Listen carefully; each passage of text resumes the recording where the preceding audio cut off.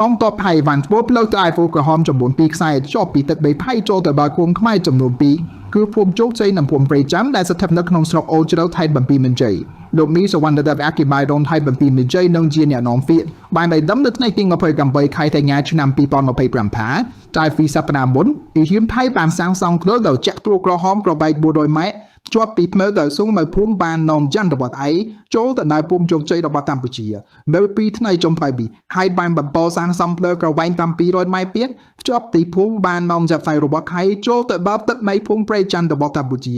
លោកអភិបាលរងបញ្ជាក់អាគ្រូទាំងពីរខ្សែនេះទៅចូលវាផៃសាងសង់ទៅធ្វើនឹងចំណិតនៃពួកគេបានបឹកស្ទប់នៅបណ្ដៃមកនៅសំណាញ់ខ្មៅហូបផ្លាត់3អ្នកភូមិខ្មែរ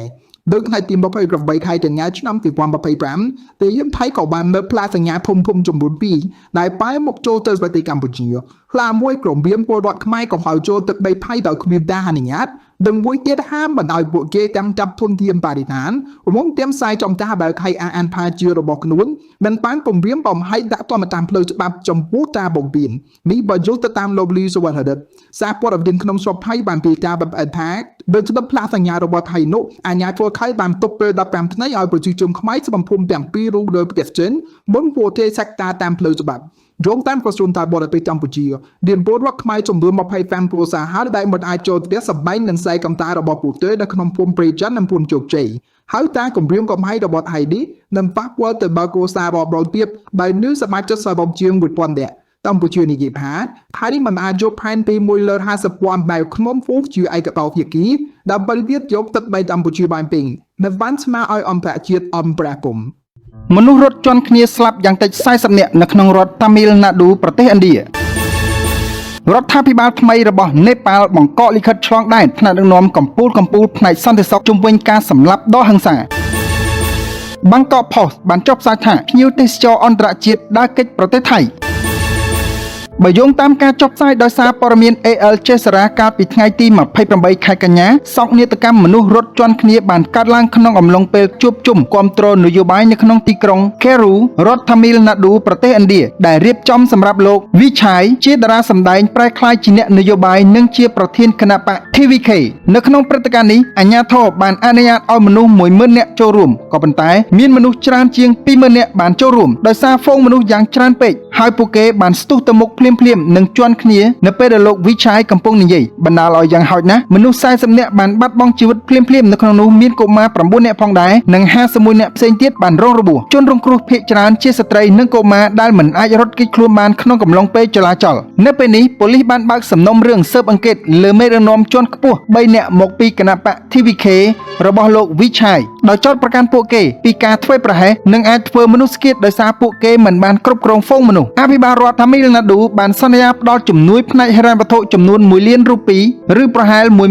$11,300 ដល់ជនរងគ្រោះនីមួយៗដែលបានបាត់បង់សមាជិកគ្រួសារហើយបានបញ្ជាឲ្យមានការស៊ើបអង្កេតលើករណីនេះគូបញ្ជាក់ផងដែរថាលោក Joseph Vichai ត្រូវបានគេស្គាល់ថាគឺជាតារាភាពយន្តជនជាតិតាមីលដែលឈានមុខគេជាតារាចម្រៀងនិងបច្ចុប្បន្នជាអ្នកនយោបាយលោកក៏ជាកូនប្រុសរបស់អ្នកដឹកនាំរឿងចន្ទ្រាដោយលោកបានសម្ដែងនៅក្នុងខ្សែភាពយន្តល្បីជាង65រឿងហើយក៏ជាតារាល្បីបំផុតរបស់ឥណ្ឌាខាងត្បូងផងដែរនៅក្នុងឆ្នាំ2024លោកបានចាប់ផ្ដើមគណបកនយោបាយរបស់លោកគឺ TVK ក្នុងគោលបំណងបម្រើប្រជាជននៅក្នុងរដ្ឋតាមីលណាឌូសូមបញ្ជាក់ផងដែរថាហ្វូងមនុស្សរត់ជន់គ្នាស្លាប់បែបនេះមិនមែនជារឿងកម្រទេនៅក្នុងប្រទេសឥណ្ឌាដោយសារគ្រោះថ្នាក់ស្រដៀងគ្នានេះបានកើតឡើងជាញឹកញាប់នៅក្នុងអំឡុងពេលពិធីបុណ្យសាសនាធំៗនិងសូម្បីតែក្នុងកម្មវិធីប្រកួតកីឡាផងដែរ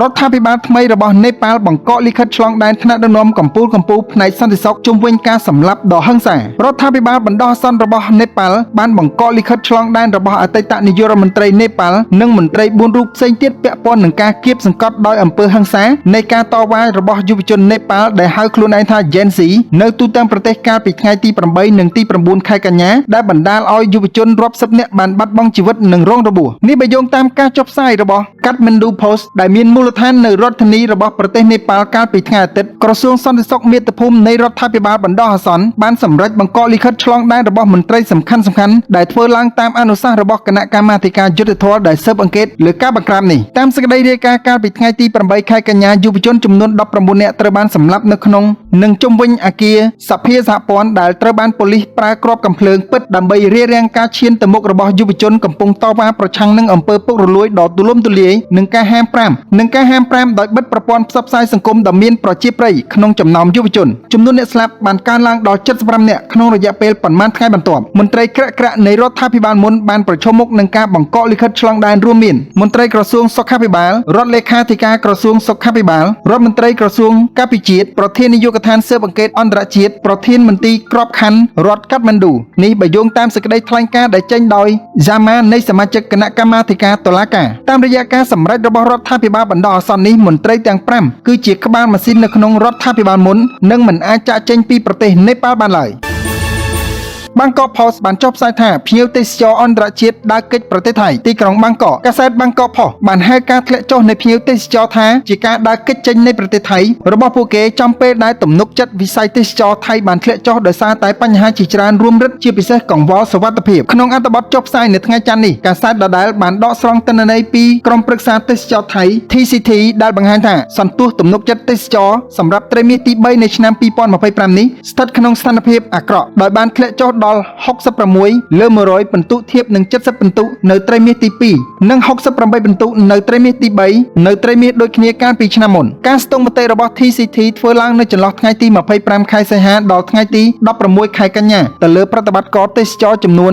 740នាក់ភ្ញៀវទេសចរថៃ450នាក់និងទេសចរបរទេសចំនួន330នាក់របាយការណ៍ស្ទង់មតិដដែលបានលើកឡើងពីបញ្ហាប្រឈមជាច្រើនដែលធ្វើឲ្យឧស្សាហកម្មគ្មានផ្សែងមួយនេះបានធ្លាក់ចុះនៅត្រីមាសនេះរួមទាំងការធ្លាក់ចុះនៃសេដ្ឋកិច្ចចំនួនព្រំដែនកម្ពុជាថៃកង្វល់សុវត្ថិភាពនិងការកើនឡើងនៃប្រាក់បាតថៃជាដើមគួរបញ្ជាក់ផងដែរថាវិបត្តិទេសចរនៅថៃបានបង្កក្តីកង្វល់ពីគ្រប់ភាគីពាក់ព័ន្ធរួចជាស្រេចហើយរាប់ចាប់តាំងពីដើមឆ្នាំមកដោយអ្នកជំនាញលើកឡើងពីបញ្ហាសំខាន់ៗរួមមានកង្វល់សុវត្ថិភាពដែលធ្វើឲ្យភ្ញៀវទេសចរជាពិសេសចិនមានការធ្លាក់ចុះកំណើនប្រាក់បាតថៃដែលធ្វើឲ្យទំនិញឡើងថ្លៃសម្រាប់បរទេសចំនួនព្រំដែនកម្ពុជាដែលធ្វើឲ្យភ្ញៀវបញ្ជៀសការដើរលេងកម្សាន្តក្បែរព្រំដែននិងពហិការពីភ្ញៀវកម្ពុជាព្យុះនយោបាយនៅក្នុងស្រុកថៃនិងកំណើននៃការប្រកួតប្រជែងពីប្រទេសជិតខាងដូចជាវៀតណាមចំពេលដែលថៃបរាជ័យក្នុងការកំណែទម្រង់ក៏ដូចជាការធ្លាក់ចុះនៃគុណភាពសេវាកម្មទេសចរនិងជំរើសទិសដៅដដែលជាដើមបើតាមរបាយការណ៍ចុងក្រោយរបស់ក្រសួងទេសចរនិងកីឡាថៃទទួលបានភ្ញៀវទេសចរអន្តរជាតិប្រហែល